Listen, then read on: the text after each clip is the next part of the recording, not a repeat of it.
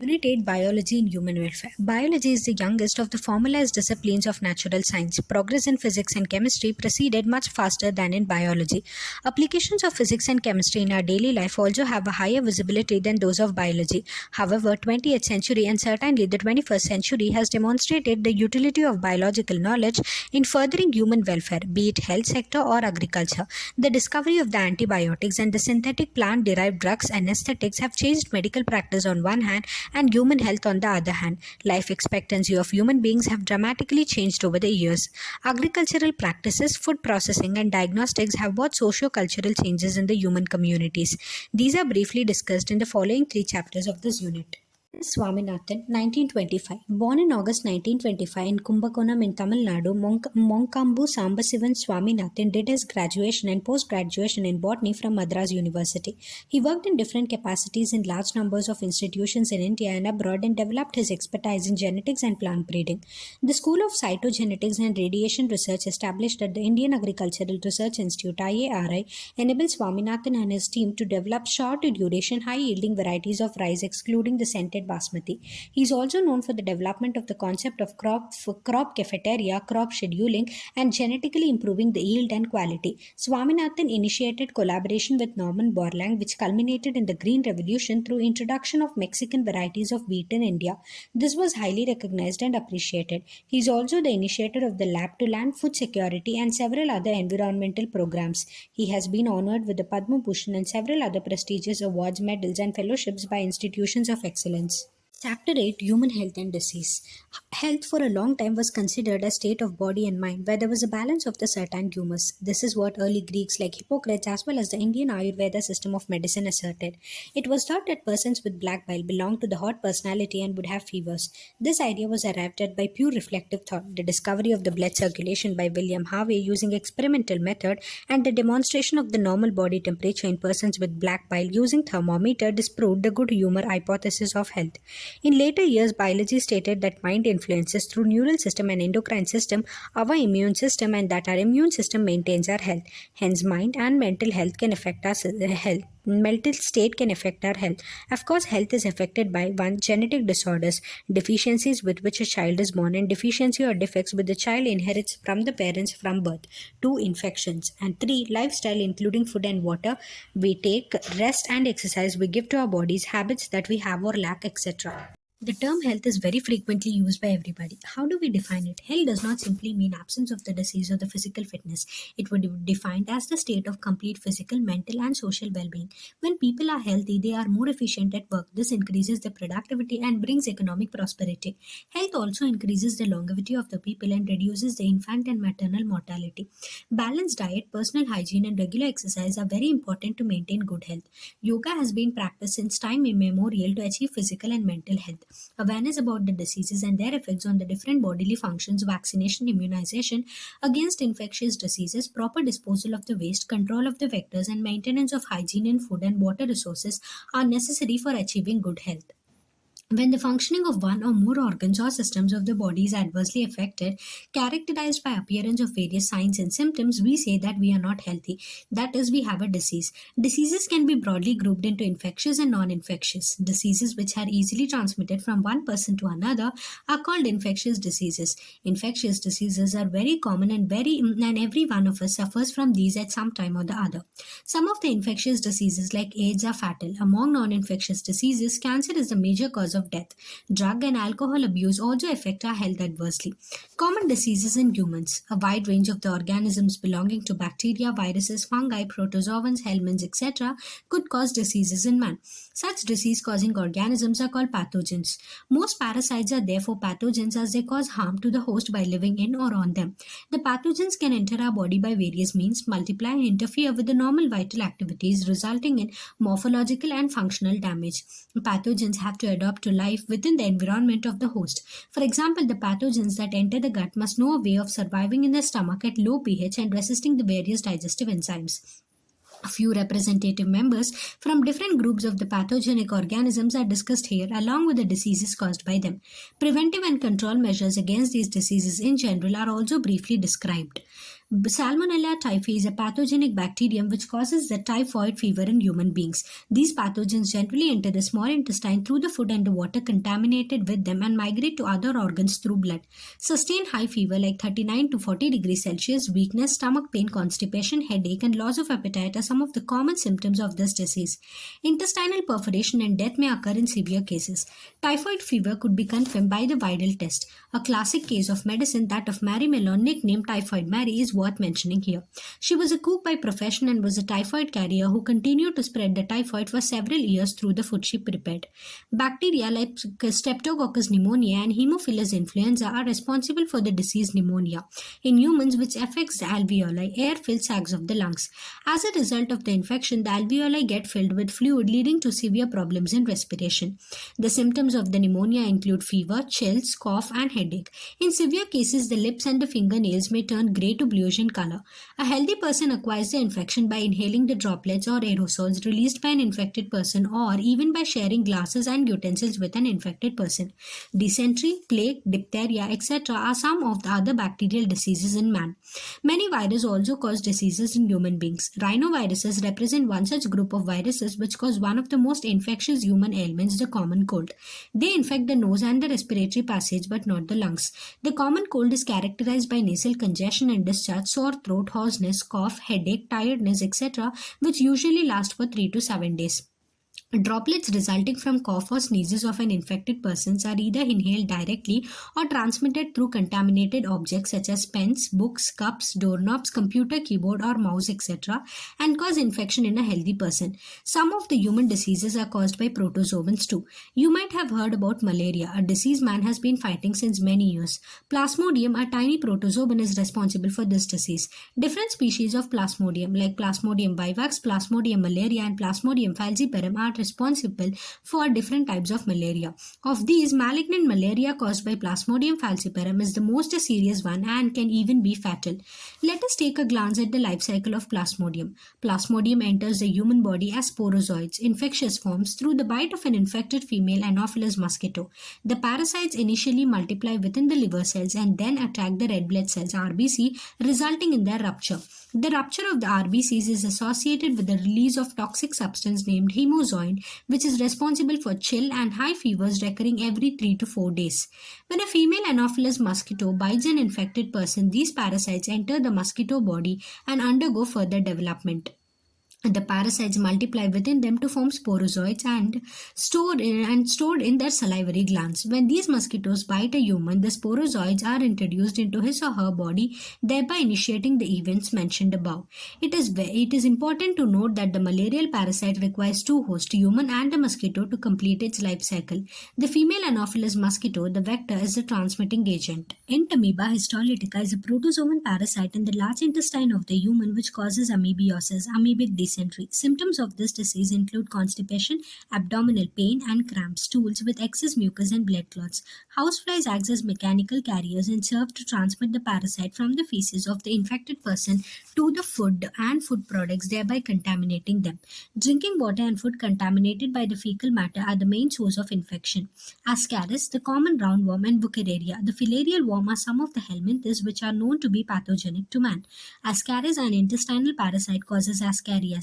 Symptoms of this disease include internal bleeding, muscular pain, fever, anemia, and blockage of the intestinal passage. Eggs of the parasite are excreted along with the feces of the infected person, which contaminate the soil, water, plants, etc. A healthy person acquires the infection through contaminated water, vegetables, fruits, etc. Wuchereria bancrofti and Wuchereria malai, the filarial worm, causes a slowly developing chronic inflammation of the organs in which they live for many years. Usually the lymphatic vessels of the lower limbs, and the disease is called elephantiasis or filariasis. The genital organs are also affected, resulting in gross deformities. The pathogens are transmitted to a healthy person through the bite by a female mosquito vectors. Many fungi belonging to the genera Microsporum, Trichophyton, and Epidermophyton are responsible for the ringworms, which is one of the most common infectious diseases in man.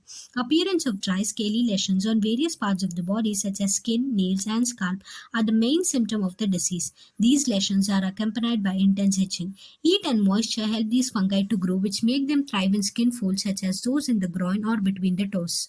Ringworms are generally acquired from the soil or by using the towels or cloths or even the comb of infected individuals. Maintenance of personal and public hygiene is very important for prevention and control of many infectious diseases. Measures for personal hygiene include keeping the body clean, consumption of clean drinking water, food, vegetables, fruits, etc. Public hygiene includes proper disposal of the waste and excreta, periodic cleaning and disinfection of the water reservoirs, pools, cesspools, and tanks, and observing standard practices of hygiene in public catering. These measures are particularly essential where the infectious agents are transmitted through food and water, such as typhoid, amoebiasis, and ascariasis.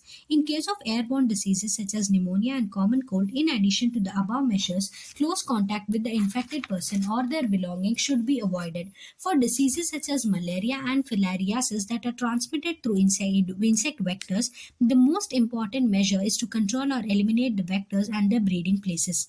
This can be achieved by avoiding stagnation of the water in and around residential areas, regular cleaning of the household coolers, use of the mosquito nets, introducing fishes like gambusia in the pond and that feed on the mosquito larvae, spraying of the insecticides in ditches, drainage areas, and swamps, etc. In addition, doors and windows should be provided with wire mesh to prevent the entry of the mosquitoes. Such precautions have become more important, especially in the light of the recent widespread incidences of the vector-borne Aedes mosquitoes diseases like dengue and chikungunya in many parts of the India.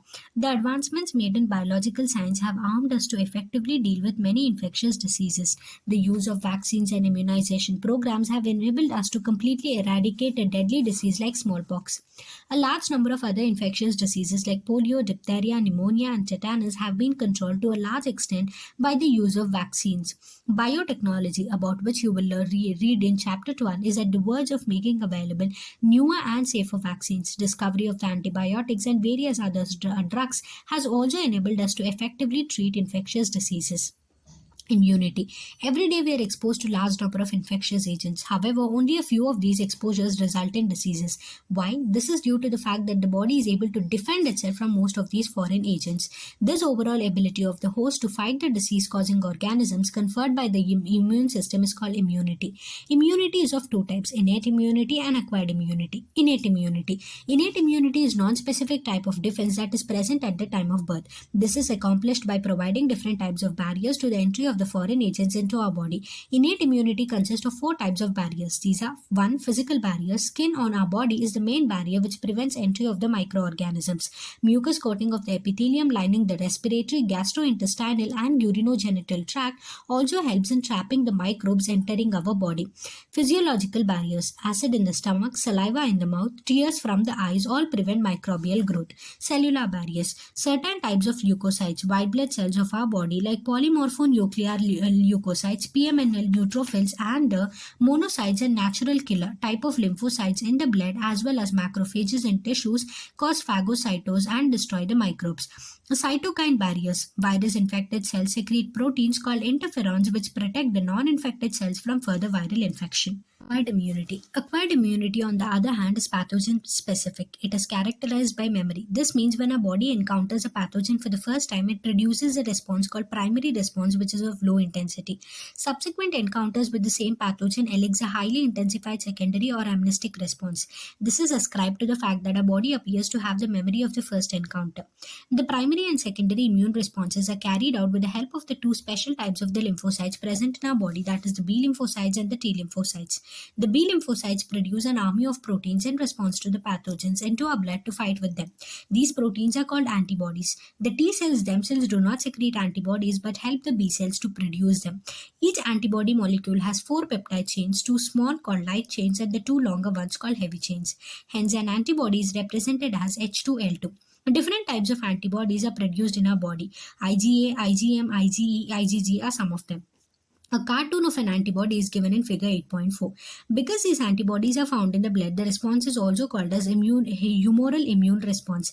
This is one of the two types of the acquired immune response, antibody mediated. The second type is called cell mediated immune response or cell mediated immunity, CMI. The T lymphocytes mediate the CMI. Very often when some human organs like heart, eye, liver, kidney fail to function satisfactorily, transplantation is the only remedy to enable the patient to live a normal life. life.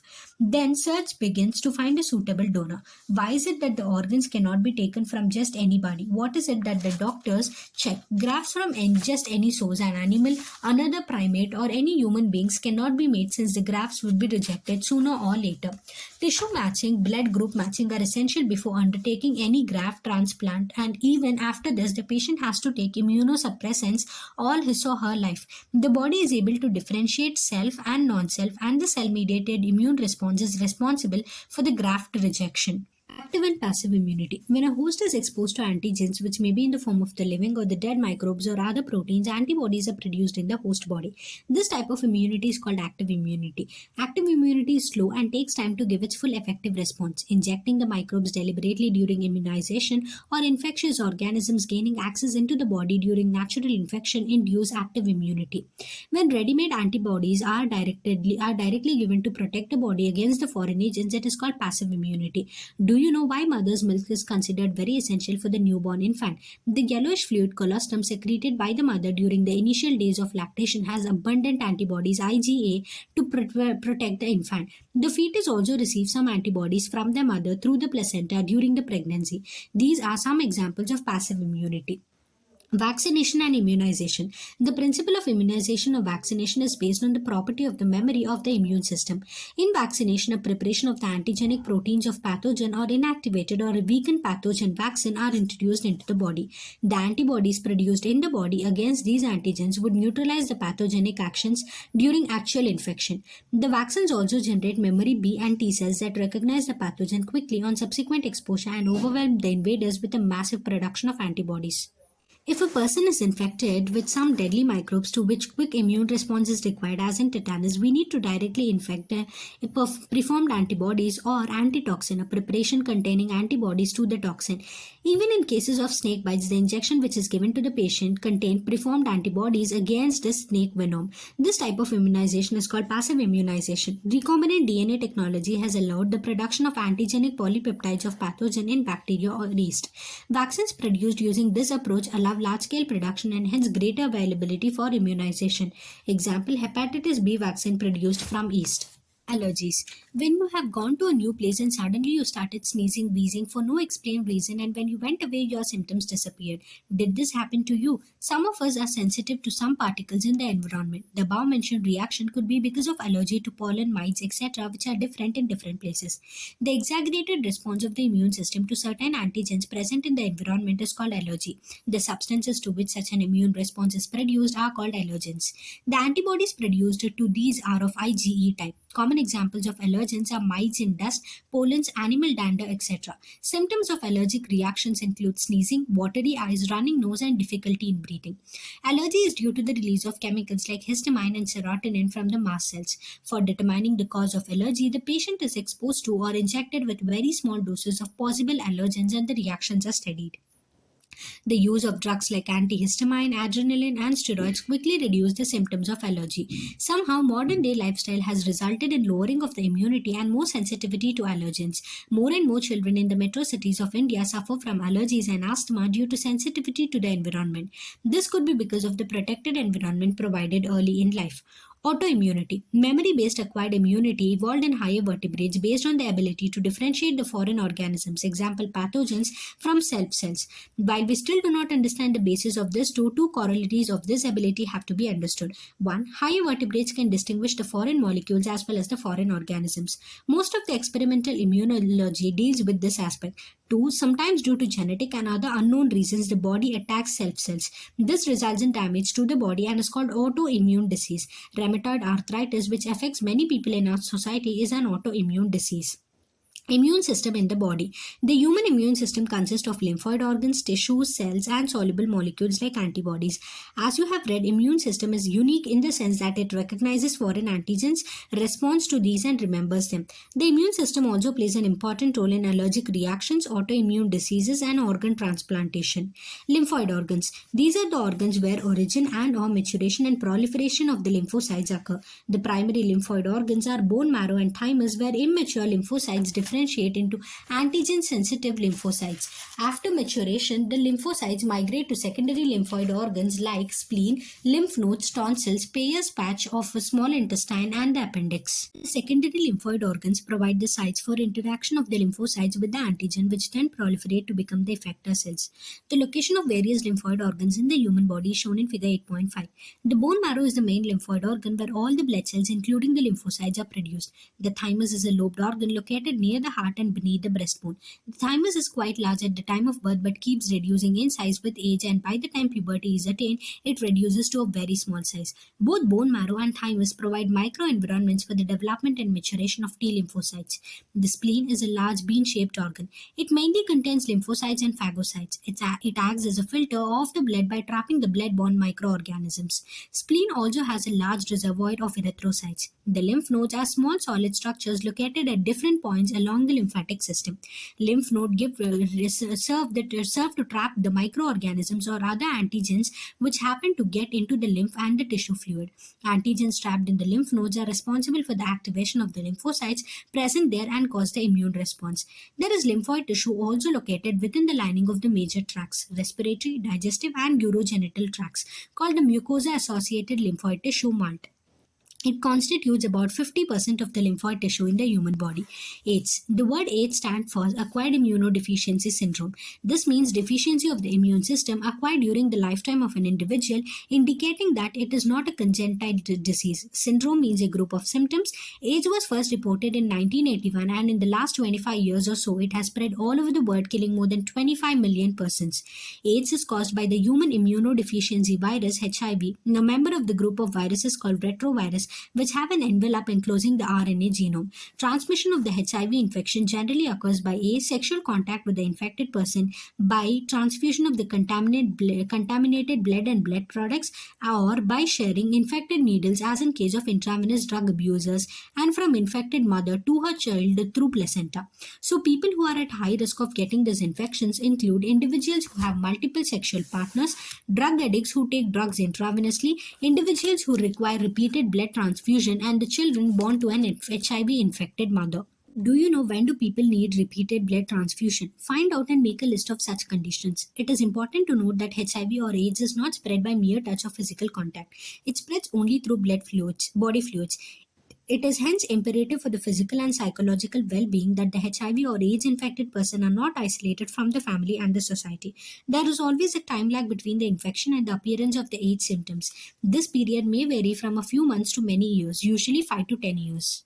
After getting into the body of a person, the virus enters into the macrophages where the RNA genome of the virus replicates to form viral DNA with the help of the enzyme reverse transcriptase. This viral DNA gets incorporated into the host cell's DNA and directs the infected cells to produce virus particles. The macrophages continue to produce viruses and in this way acts like a HIV factory. Simultaneously, HIV enters into the helper T lymphocytes, replicates and produces progeny viruses. The progeny viruses released into the blood attack the helper T lymphocytes.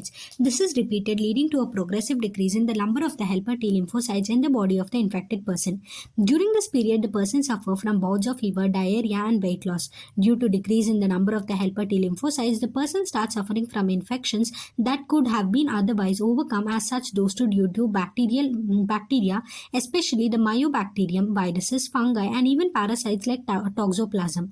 The patient becomes so immune deficient that he or she is unable to protect himself or herself against these infections. A widely used diagnostic test for the AIDS is the enzyme-linked immunosorbent assay, ELISA. The treatment of the AIDS with the antiretroviral drugs is only partially effective. They can only prolong the life of the patient but cannot prevent death, which is inevitable. Prevention of AIDS. As AIDS has no cure, prevention is the best option. Moreover, HIV infection more often spreads due to conscious behavior patterns and is not something that happens inadvertently like pneumonia or typhoid. Of course, infection in blood transfusion patients, newborn from mother, etc. may take place due to poor monitoring. Though only excuse may be ignorance, and it has been rightly said, don't die of ignorance.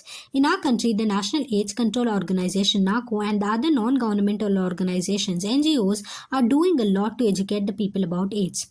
World Health Organization has started a number of programs to prevent the spread of the HIV infection, making blood from the blood bank safe from the HIV, ensuring the use of only disposable needles and syringes in public and private hospitals and clinics, free distribution of condoms, controlling drug abuse, and advocating safe sex and promoting regular checkups for HIV in susceptible populations are some such steps taken up.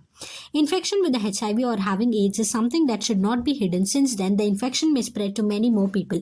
HIV or AIDS infected people need help and sympathy instead of being shunned by the society. Unless society recognizes it as a problem to be dealt with in a collective manner, the chances of wider spread of the disease increase manifold. It is a malady that can only be tackled by the society and the medical fraternity acting together to prevent the spread of the disease. Cancer. Cancer is one of the most dreaded diseases of the human beings and is a major cause of death all over the globe. More than 1 million Indians suffer from the cancer and a large number of them die from it annually. The mechanisms that underlie development of the cancer or the oncogenic transformations of the cells, its treatment and control have been some of the most intense areas of research in biology and medicine. In our body, cell growth and differentiation is highly controlled and regulated. In cancer cells, there is a breakdown of these regulatory mechanisms. Normal cells show a property called contact inhibition, by the virtue of which contact with other cells inhibit their uncontrolled growth. Cancer cells appears to have lost this property. As a result of this, cancerous cells thus continue to divide, giving rise to masses of cells called tumors. Tumors are of two types, benign and malignant. Benign tumors normally remain confined to their original location and do not spread to other parts of the body and cause little damage. The malignant tumors, on the other hand, are a mass of the proliferating cells called neoplastic or tumor cells. These cells grow very rapidly, invading and damaging the surrounding normal tissues. As these cells actively divide and grow, they also starve the normal cells by competing for vital nutrients. Cells lodged from such tumors reach distant sites through blood, and wherever they get lodged in the body, they start a new tumor there. This property, called metastasis, is the most feared property of malignant tumors. Causes of cancers. Transformation of the normal cells into the cancerous neoplastic cells may be induced by physical, chemical, or biological agents. These agents are called carcinogens. Ionizing radiations like X-rays and gamma rays and the non-ionizing radiations like UV cause DNA damage, leading to neoplastic transformation. The chemical carcinogens present in the tobacco smoke have been identified as a major cause of lung cancer. Cancer-causing viruses called oncogenic viruses have genes called viral oncogens. Furthermore, several genes called cellular oncogens, C-onco, and proto-oncogens have been identified in normal cells, which when activated under certain conditions could lead to oncogenic transformation of the cells. Cancer detection and diagnosis. Early detection of cancer is essential as it allows the diseases to be treated successfully in many cases. Cancer detection is based on biopsy and histopathological studies of the tissues and the blood and bone marrow test for increased cell counts in case of leukemia. In biopsy, a piece of the suspected tissue cut into thin sections is stained and examined under microscope. Histopathological studies by a pathologist. Techniques like radiography, use of X-rays, CT, computed tomography, and MRI, magnetic resonance imaging, are very useful to detect cancers of the internal organs. Computed tomography uses X-rays to generate a three-dimensional image of the internals of an object. MRI uses strong magnetic fields and non-ionizing radiations to accurately detect the pathological and physiological changes in the living tissue. Antibodies against cancer-specific antigens are also used for the detection of certain cancers. Techniques of molecular biology can be applied to detect genes in individuals with inherited susceptibility to certain cancers. Identification of such genes which predispose an individual to certain cancers may be very helpful in prevention of cancers. Such individuals may be advised to avoid exposure to particular carcinogens to which they are susceptible. Example, tobacco smoke in case of lung cancer. Treatment of cancer. The common approaches for the treatment of the cancer are surgery, radiation therapy, and immunotherapy. In radiation therapy, tumor cells are irradiated lethally, taking proper care of the normal tissues surrounding the tumor mass. Several chemotherapy drugs are used to kill the cancerous cells. Some of these are specific for particular tumors. Majority of the drugs have side effects like hair loss, anemia, etc. Most cancers are treated by combination of surgery, radiotherapy, and chemotherapy. Tumor cells have been shown to avoid detection and destruction by immune system. Therefore, the patients are given substances called biological response modifiers such as alpha interferons, which activates their immune system and helps in destroying the tumor. Drugs and alcohol abuse. Surveys and statistics show that use of the drugs and alcohol has been on the rise, especially among the youth.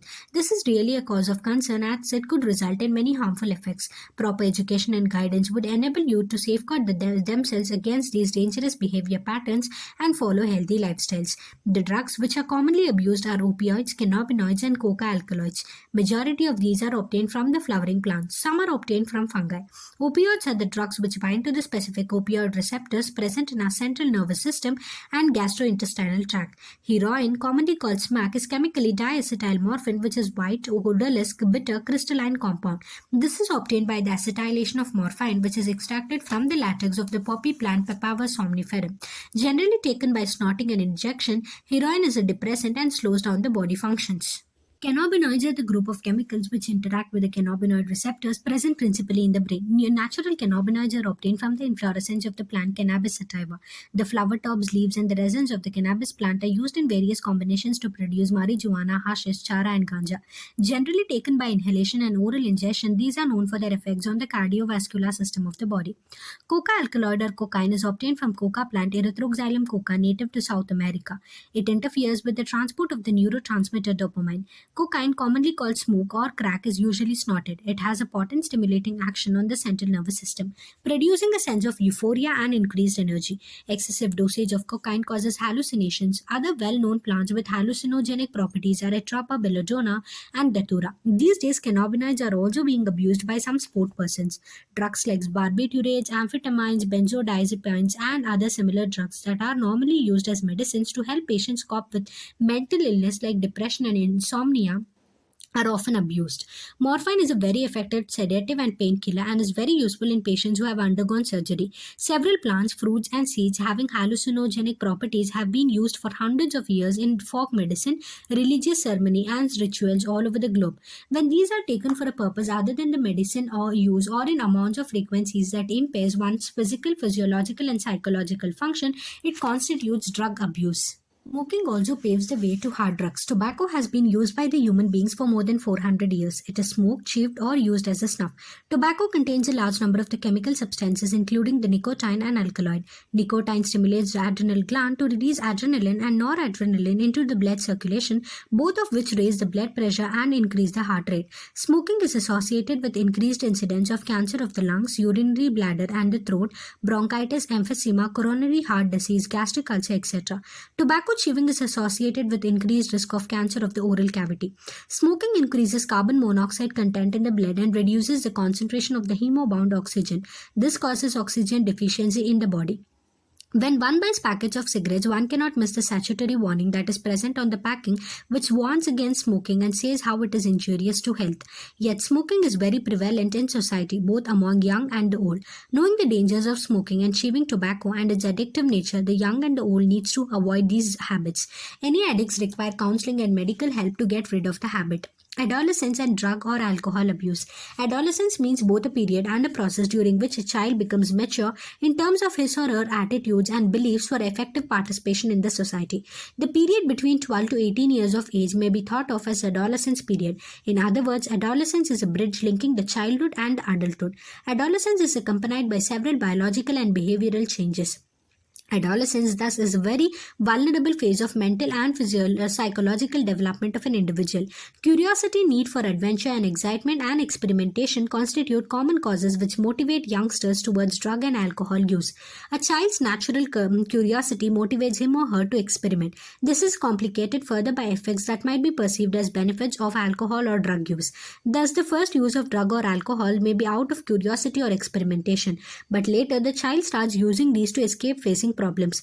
Of late, stress from pressure to excel in academics or examinations has played a significant role in persuading the youngsters to try alcohol and drugs. The perception among the youth that it is cool and progressive to smoke, use drugs or alcohol is also in a way a major cause for youth to start these habits.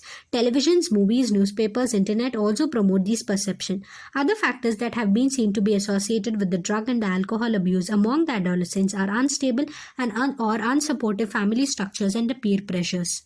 Addiction and dependence. Because of the perceived benefits, drugs are frequently used repeatedly. The most important thing which one fails to realize is the inherent addictive nature of the alcohol and the drugs.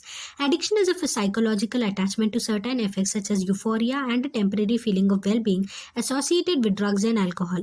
These drive people to take them even when these are not needed or even when their use becomes self-destructive. With repeated use of the drugs, the tolerance levels of the receptors present in our body increases. Consequently, the receptors respond only to higher doses of drugs or alcohol, leading to greater intake and addiction. However, it should be clearly borne in mind that use of these drugs even once can be a forerunner to addiction. Thus, the addictive potential of the drugs and the alcohol pull the user into vicious cycle leading to their regular use, abuse from which he or she may not be able to get out. In the absence of any guidance or counseling, the person gets addicted and becomes dependent on their use. Dependence is the tendency of the body to manifest a characteristic and unpleasant withdrawal syndrome if regular doses of drugs or alcohol is abruptly discontinued. This is characterized by anxiety, shakiness, nausea, and sweating, which may be relieved when use is resumed again. In some cases, withdrawal symptoms can be severe and even life-threatening, and the person may need medical supervision. Dependence leads to the patient to ignore all these social norms in order to get sufficient funds to saturate his or her needs. These results in many social adjustment problems.